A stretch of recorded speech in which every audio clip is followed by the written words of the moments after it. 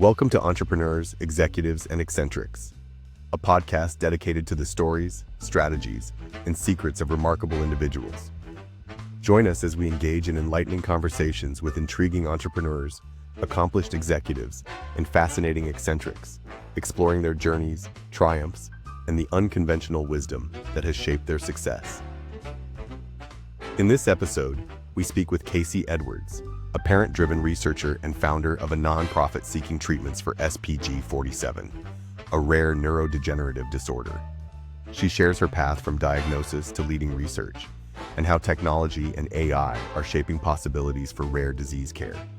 We also discuss why some cerebral palsy cases may be treatable genetic conditions, and her mission to give families hope and practical tools. Hello, Kasey. Tell me who you are and what you do. Hi. Well, to understand who I am right now, you have to understand that I was about 7 years ago, primarily a stay-at-home mom.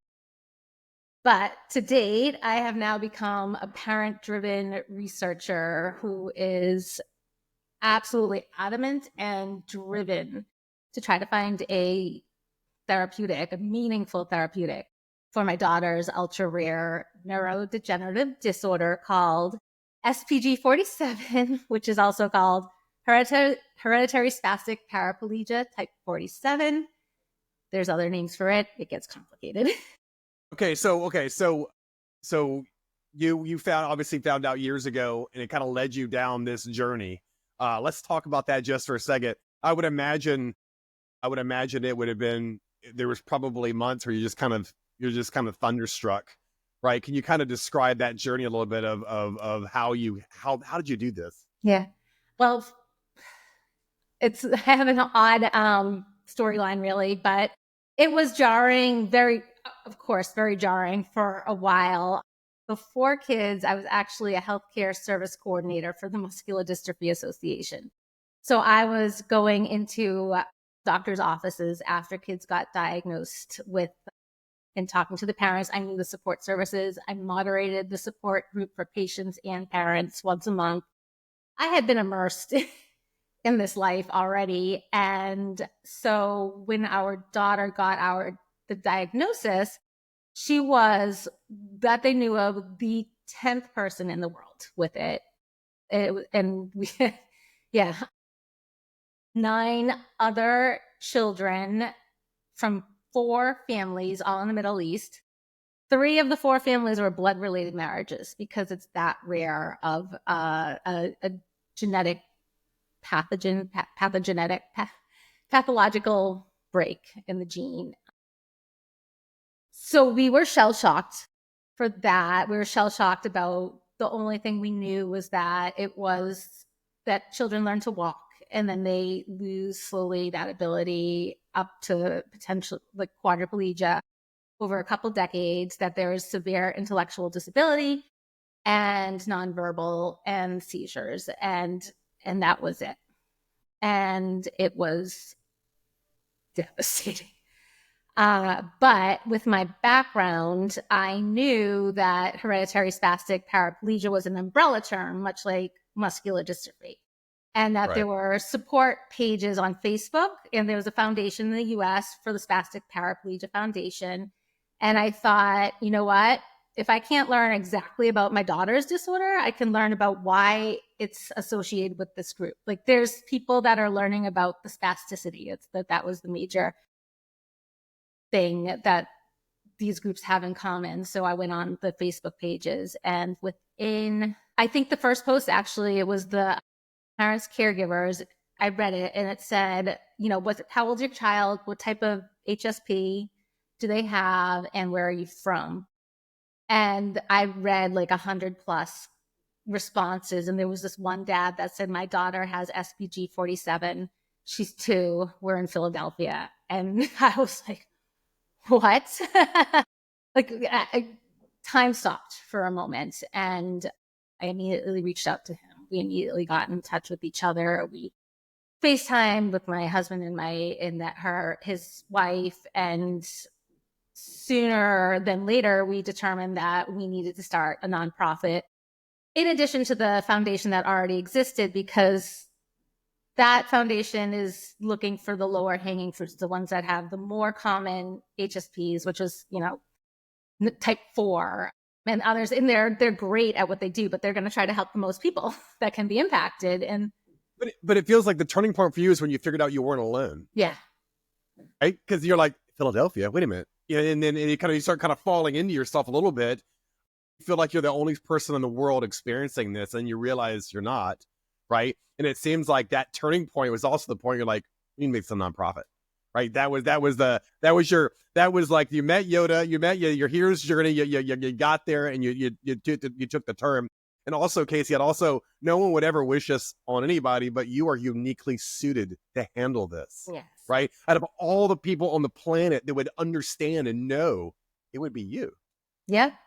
Well, yeah, no, it's crazy. And I'll tell you what's even crazier is that we reached out to this family in September, and we found out that they were coming to Boston, where we were, for Boston Children's Hospital, where we went through, for an appointment for their daughter in November that was unrelated. And the turning point for the nonprofit actually was that I had a friend that worked in marketing at Boston Children's, and he's like, you got to tell the department this, like, press this story. Like, he introduced me. They started putting out feelers. People magazine took the bait and we found out that a reporter was going to cover our meeting. And that right there was like, okay, we're getting this media attention from People magazine. Like, if we need to have a call to action, and if we have that call to action and we put it towards the Spastic Paraplegia Foundation, that is not going to trickle down to something that's meaningful for our kids. Right around that time, I was learning about gene therapy as well. And it just so happened that because it's the one gene disorder, that's something that could actually meaningfully help our child, we recognized at that time. And that's when it was like, all right, we have 2 months. Let's get this nonprofit off the ground. Let's pull everything together.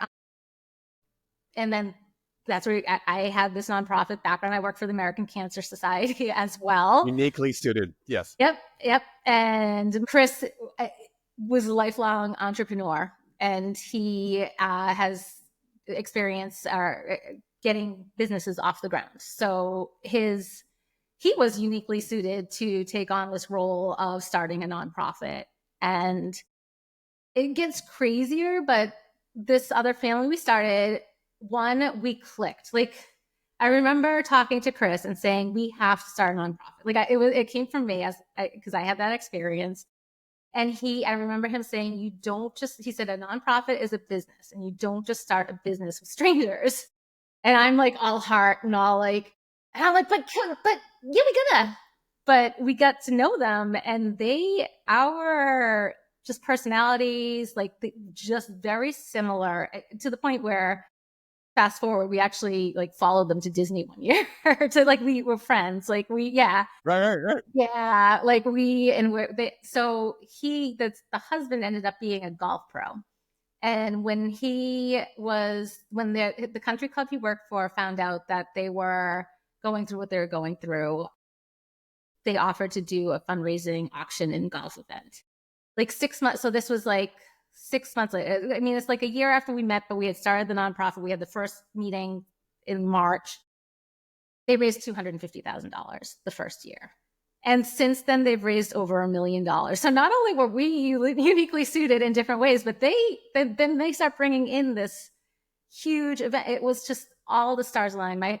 Chris's friend from college, he says, works at Boston Children's Hospital as a genetic counselor. And turns out she was the second-hand person to the director of the Translational Neuroscience Center, which is actually the department that was studying the sort of stuff that we needed to be. It's so bizarre. I'm a very spiritual person, and the universe just kind of lined up for us in so many ways. But so then the Translational Neuroscience Center hosted our first meeting. We got a proposal from a resident there to do drug screening research, and then the gene therapy research. And at that point in time, it was gene therapy research alone, $5 million. It's overwhelming. And then adding on to this drug screening at the same time, But what happened was this golf event. We had a strong first year raising money. It killed me, but like we had very generous. Fortunately we're in an affluent community and we have friends and family that were really, really generous. So between the golf event and that, we recognized that we couldn't afford fully the gene therapy, but we could get that started and allot some money towards this drug screening. So within 6 months, a year, we went from what are we going to do to having two potential avenues for therapeutic. A direction. So, okay. So, let's just talk just real quickly about the nuts and bolts of the nonprofit, because I've always wondered how that works exactly. So you have this realization, we have to have a place that where this money goes to actually fund the things we want to fund with it. And I'm assuming Chris, whoever, right? Ultimately you had to figure out what it took to go do that. Was it a really hard slog to get that done? Nonprofit? To be honest, he handled a lot of the paperwork and whatnot. But what I realized, which is felt excruciating long, is actually getting that designation of being a nonprofit can take 6 months. So in that 6 months, and you're trying to raise something in a quick period of time for something that's time sensitive, and you don't have that nonprofit backing, that I found was the hardest. I think the paperwork, you have to stick to a mission statement. Like you say, for research, you have to, as far as I understand, as Chris has told me, you can't really vary from that once you get that designation, the 501. Okay. 501(c). I should know that. And so, once you really have to think about your mission statement, you really have to think about what you want to get out of it. And we wanted therapeutic. We wanted to, at that point in time, we said, we're not focusing on patient advocacy or patient and that's all really helpful and really valuable stuff. But it was Molly and Robbie. That's our daughter. There's two of us.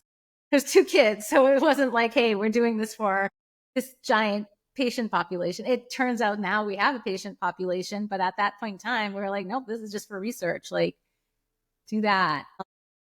I've since What would you have done differently though? Out of curiosity, I mean, I just want to. So it sounds like knowing that 6 months, that's a time limit, right? If you were in a hurry, you're not in a hurry, right? Yeah. It doesn't matter.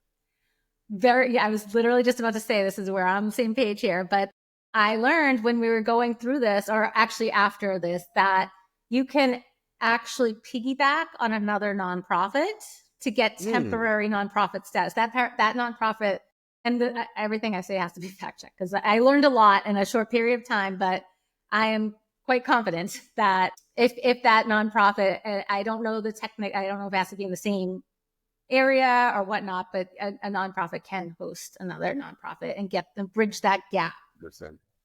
For and things. That's okay. So, important safety note, right? If you're trying to go fast, go piggyback on a nonprofit. That would have been the biggest thing you would have done differently in terms of speed and time and such. Absolutely. Okay, so now 6 months goes by, and you're like, okay, we finally have a vehicle. You get that notification. I'm assuming in the mail from the IRS. You're like, okay, we're official, right? What's the next step? What's the very next step? Well, that opens up this wasn't the next step for us, but it is pretty, it opens up an ability to be able to apply for grants, and a lot of businesses have social responsibility and whatnot. Like you can start to use that designation to try to get funding in ways that you wouldn't be able to get funding before. At that point in time, I was trying to learn literally every direction. I would find other rare disease parents that were going through like almost the same thing, gene therapy research, parent driven, and say, how did you raise this money? So like, because you guys and there was one guy that did a video that just went viral. And then there was another family that was like a producer in Hollywood. So they were able to get some, bigger names behind things, but even like every one of them, they had tips and tricks. And the one in Hollywood, they're like, people aren't, you had amazing people that stood by you, but it's not as easy. It's not like, hey, all of a sudden you're going to get this check for XYZ, because there are so many different people and different needs and different, nonprofits that it's hard to focus on that one, especially when there's so few and that's actually I'm segueing, but the dad that did the viral video said, you have to make it about that one child because sometimes people get overwhelmed when there's too many kids that need help. So, you have this, I started, and then there's another board member that said, you need to, if we could, she worked in the biotech industry, life science industry. And she said, if you can connect it to a more common disease, you can go, you'd maybe get funding that way. So I spent like the first year being like, viral video, fundraising events. Like another mom was doing tons and tons and tons of fundraising events in our community and like making money. And I'm like, which way do I go? I'm a good writer. So I was writing for article, like maybe I can get it published in, big places. So it was a lot of information and trying to sort through what would be the best direction for me. So I felt like it was throwing everything at a wall. It was bad. It was a hard time. It was a difficult time because I was writing our playbook. Like we were writing our own playbook, and we didn't know any one direction that would be most valuable. So Right. So okay, so that playbook, I feel like that's probably a direction in some future date, right? That playbook is going to be more valuable to a lot more people. It's almost like you could be the Sherpa for nonprofits, right? Is that kind of the direction that it seems like you've come to a conclusion, right? That maybe this kind of larger philanthropic type of activities is where you want to go. You want to talk about that just a little bit? Yeah. Well, I mean, so it's an exciting time both for research. Another reason we started, we were optimistic enough was that research is exploding with AI technology and everything. It's that time in life, and having been exposed to, so Chris, his first business was building websites and customized CMRs, SEO. Yeah. The back end, he was SEO, and then yeah, back end content management systems and whatnot. And at this time I was working for a dental implant company. I'm like, why isn't this all on the computer now? We're doing paper. This technology exists. And I started learning about the technology now that exists and is happening with AI and how it can so much streamline some of the stuff we're learning from patient groups and whatnot. So part of my venture philanthropy sort of ideas is one, a big goal is trying to fund research for certain things, but also trying to take this funding that nonprofits don't typically have at their disposal to try to develop tools that could be used for them. One of the things that I recognize, I'll tell you a little story of this is where I started coming to this idea, is that our disorder, the kids hit the ceiling of symptoms very quickly, up to 3 years old. My daughter started walking, and then not very quickly, but started losing her ability to walk. She never walked great. It's not like that devastating of like she was running and jumping. She still had to have someone following behind her, they're born intellectually disabled. She's smart and sassy. This girl's a character, but smart in her own way, a lot of personality. She's nothing like we thought she would be when we first got this diagnosis. It's amazing. But hit this ceiling pretty quickly. It looks like cerebral palsy. So a lot of people are given a diagnosis of cerebral palsy and they're not looking for a genetic so there's very few patients. They hit the ceiling quickly, and by the time they find out that they might have this disorder, they're past that quick window threshold. Of 0 to 3 threshold. Right.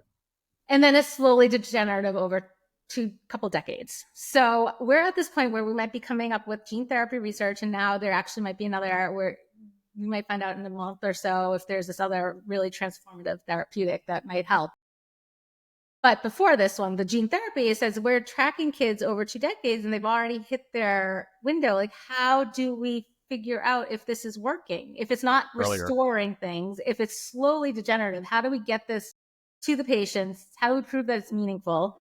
And I had started noticing through the social media, I run the social media parents support group, that there were other things going on. These kids have attention issues. These kids have super high pain tolerance. These kids have, and I'm seeing, okay, well, what if, and they don't all the clinical assessments are in the doctor's office.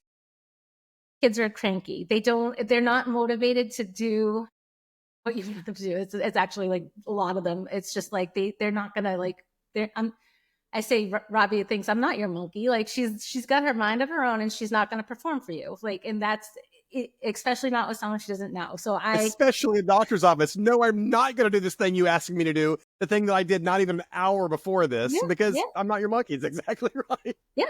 It's after school. We went down through Boston, through traffic. Now you're meeting with a stranger who's asking you to do things. She's like, no, absolutely not. And I'm recognizing that therapists have said this, and teachers, she doesn't give her full potential when she meets people. So how do you recognize what's getting fixed and what's not from afar? So I learned that there was this app or a software that Boston Children's Hospital was using that was sent out to different therapists and school teachers, and they could track, after medication was given, they can just go in and say, oh, today she was extra cranky, whatever.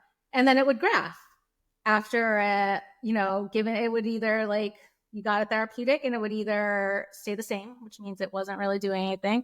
You could see that the behavior, I think it was the developmental department, so ADHD or whatever, you can see that their behavior got worse. Okay, that drug's not working. And I started thinking, why don't we have this? Like, we need to start, this was right before COVID, ironically. And I was like, we need to have access to things in the house for these kids. And why doesn't this exist? And like, there was different variations that exist for different disorders, but it just seems so pertinent. And it would fill in so many gaps, what I was learning that wasn't recognized in outcome measures for human clinical trials and whatnot. And that's when I really started learning about what AI and tech could do in natural language processing. And I just kind of went into a rabbit hole of learning about that and the potential of things. Well, let's talk about that for a second. So let's pretend that the drug is administered in the morning, whatever that may be, the therapy is done in the morning, right? And you're looking for signs or signals or deltas or differences, right? In this kind of, what is not measured, does it manage kind of thing, right? So you kind of graph these kind of different data points. Does does the AI go and try to able to detect those monitored data points? Is that how it works? So, I mean, I've talked to a lot of different people about this, and actually, so yes, I think it does have the ability to track not just data points, but like if you really pull from deep learning, it can be like, oh, I ate this for breakfast. Like this child ate this. And then also on that same day, 4 hours later, had a seizure. And then that happened again. It can track like, right? Wow. It can track trends. Possibly, I know, but that a human may not realize is related, right? Because a human doesn't go, oh, your brain goes, is a big filter, right? Yeah. Because that's not important. The fact that they had high acidic breakfast, right, completely destroyed this therapy's ability to actually, but you wouldn't even know they're connected, right, unless someone's listening all the time or kind of making notes and such. Yeah, well, that's exactly one of the things I started recognizing on. So I'm like, I kind of consider my brain as almost, well, I mean, computers are built off of, AI is built off of neuronal pathways. So like my brain works natural language processing, and it works and it puts connections together. And I was on this group page. And I started noticing my daughter, because I had the MDA background and whatnot, would drink like a ridiculous amount of like liquids certain phases of time. And when I've been trying to find different symptoms that we can look at and see if there's, stuff going on. And I started asking random questions on these pages, and, multiple parents were like, yeah, that happens to my kid. That happens to my kid. Turns out with one of the research pathways through a biotech that we're going, they've been pretty successful at what they do so far. They use computer AI and machine learning to try to see what biological pathways are hit, predict it, and then they predict drugs that might be able to help that are already FDA approved. And one of the pathways, when I was talking to them, one of the major pathways that was hit is called mineralocorticosteroid. And when I mentioned, and I didn't know anything about this pathway, but I was separately talking to them about this water drinking. And then one of the researchers pulls out his phone and he like quickly Googles it, and he's like, oh yeah, the mineral corticosteroid is responsible for potassium and sodium. And when that gets out of balance, if there's too much sodium, they might start getting this thirst, like significant thirst. And then this seemingly unrelated things are absolutely, oh my God. So this is bigger than just, I know, but this is useful for almost anybody. When you think about it, right? When you think about any kind of pathology or any kind of like, presentations of certain types of diseases, because you're paying attention, you're special, but vast majority of us would not have even put that kind of together, where it sounds like AI can go, oh, you know what? For whatever reason, they do 3 sippy cups before 9 o'clock. And that is not normal normally, right? Yeah. That dilutes potassium in the blood, making all the things, right? That's very, very, very interesting. What is that? So that was a software over at did you say Boston Children? Well, no. So the software from Boston Children's was literally just tracking what data input was put in. I don't think there was any machine learning. Yeah. But then I sat through a conference and I heard someone talking about natural language processing. And it's like this combination of me being interested in a lot of different things and recognizing the potential. This conference was a bioinformatics specialist who was talking about all, the things that they process through AI learning and whatnot, and this was this huge aha moment. I think there was this one child, like they started taking in all the symptoms and whatnot, and I'm mixing it up, but essentially they were able to determine that all right, I'm gonna have to pause for something, and because there was several significant things. I started then totally binging on his YouTube speaks, so like there was a lot of information that came at me within a couple of weeks after this. But let's see, what stands out is, all right, so I think there was one child that was having trouble with pancreatic or GI issues, ulceritis or whatever. And then they took all this information about what could be treating it, and they took his biological pathway. Like they were able to figure out from medical records and all this stuff, like the pathway that was impacted, and then the drug that or something that might be able to benefit it. And it turns out it was like this organic like root or plant in India that might have a therapeutic benefit. They started giving it either that or a derivative of that was in a pill form. And this was the one thing that this kid started taking, and it was able to help his whatever GI issue was. I mean, he was going to have surgery to correct it. He was in a teen. He was like his bladder was not able to be controlled. And they finally found this one thing that could help. And I was like, it was like this spark in my head. I'm like, the data is just all there, and there's all this stuff. And like if we can start like ChatGPT 4, actually found this out last year or so. I don't know if you've heard this, but it was able to diagnose within, I think, like, I don't know if it was like 3 minutes or 3 hours, but I think it works quickly. A child that they couldn't figure out what was wrong with them. They took in the medical records, and it literally spit out a diagnosis, and it was right. And like, I was just like, this is, we're on the cusp of something big, and I think it could really help with health. It feels like it, right? It smells like it. Feels like we're like right there on there. Because think about it. When did you hear the words ChatGPT? It was like 3 years ago. I mean, it was less for me because my head was down and all sorts of stuff. So I think maybe a year and a half ago or so, 2 years ago. So yeah, that's It just feels like as opposed to taking 10 years for change to happen, it's happening yearly. Yeah, right. It's like high. It's going in a hyper speed or whatever.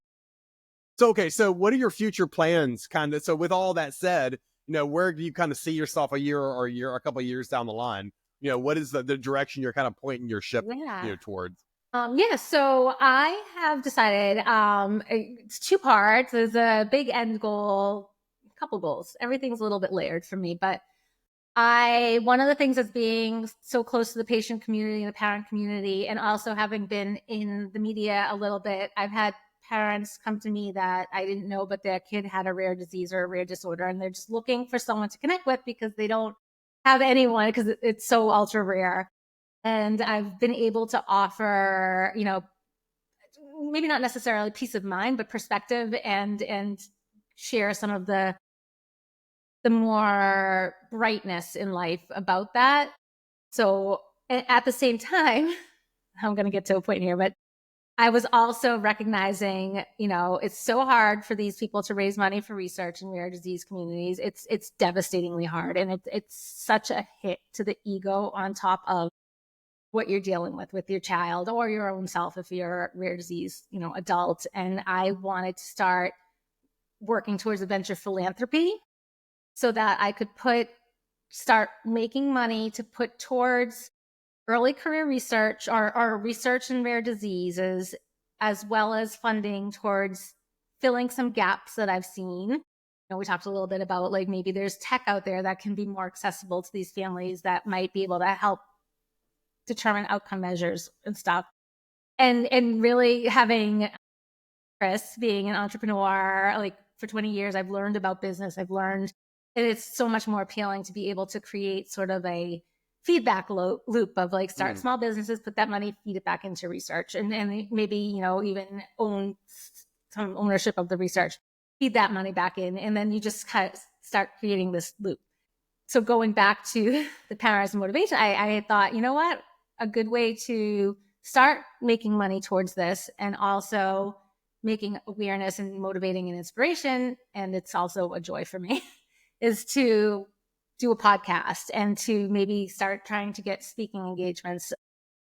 We didn't brush upon the fact of the cerebral palsy, which is actually, if we have time, it's important to me, but this disorder looks a lot like cerebral palsy. And since the beginning, there's been more research that I found out about that 25% of cases of cerebral palsy that have no known origin, they don't know what happened, about 25% of them are actually genetic or metabolic disorders. And of that 25%, some of those metabolic and genetic disorders actually have therapeutics on the shelf, ready to go. That could be transformative.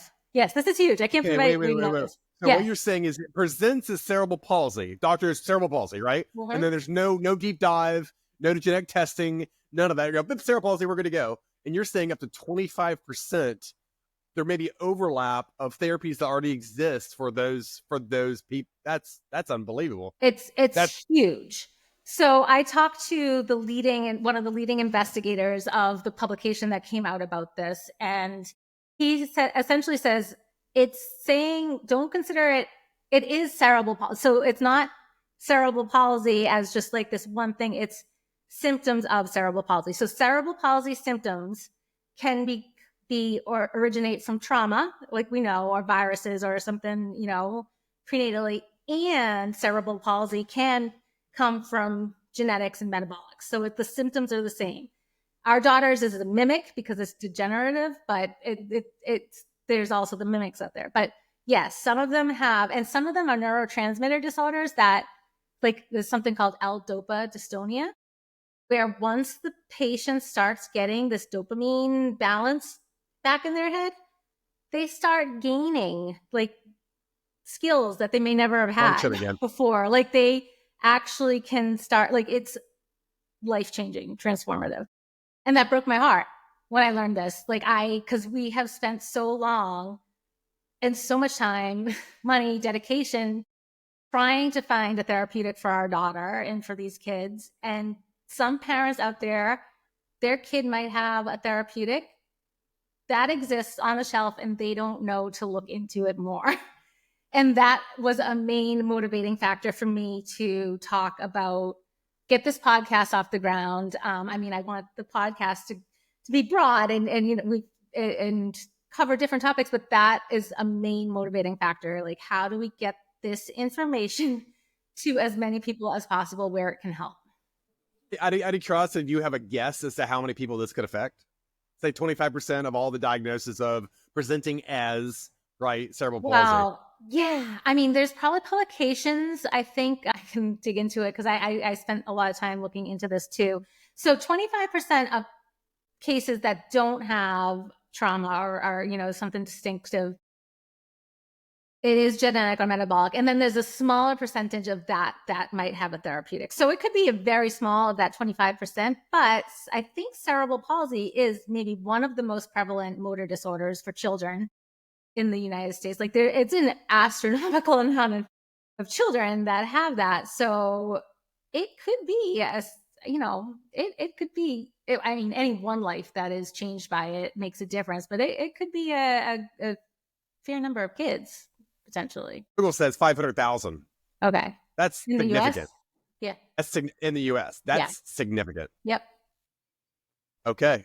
Okay. Yeah, I think, Jesus, I mean, you could go change a lot of lives. I mean, okay, I'm on board. That is glorious. That could be something to appeal to for this bigger venture, maybe, venture philanthropy, but to helping gain awareness about this one thing. This is a huge pain point of mine, and I would love to get more attention on it. That's super interesting, and I feel like it's almost like you now know you could kind of change the world in a really kind of a bigger way. Yep. Wow, that must be right? That must be heavy and oppressive, though. You're like, I'm gonna go do this thing now because I know this thing. I gotta go change that. People just listen. It's got to be so heavy to know you could do that. You're making me cry because literally I feel like I felt the weight of the world on me when I had this and it's realization like I could go affect the lives of 100,000 children tomorrow if I could just get the message out. Now you're like, oh great, now it's so heavy. I just wanted to live my life, and now I gotta go do this thing, right? Yeah, literally. So okay, that is absolutely glorious. Kasey, this is the last question. If you can, and this is going to be heavy, and I apologize for even asking it, if that family that finds out on day one, if you could tell them anything, it would make it easier for that first hour of realization of what they're going through. Is there one thing? I know there's probably 1,000, but is there one thing that you could tell them that would kind of give them hope or at least a direction? You will smile again. You don't believe that. It doesn't feel like it. But one day that grief will go away. And there will always, I can't even say there won't always be pain. And sidetracking a little bit, our daughter's is not fatal. And I know that it's apples and oranges when comparing with someone with a fatal disorder. But for our disorder, it's that not only that you will smile again, you will find beauty in some of the gains and some of the aspects of having a child with special needs will bring to you. And that some of the best moments of your life you never would have gotten if you didn't have this experience. Kasey, you're glorious. It was lovely talking to you, and I think we will talk very soon. Thank you.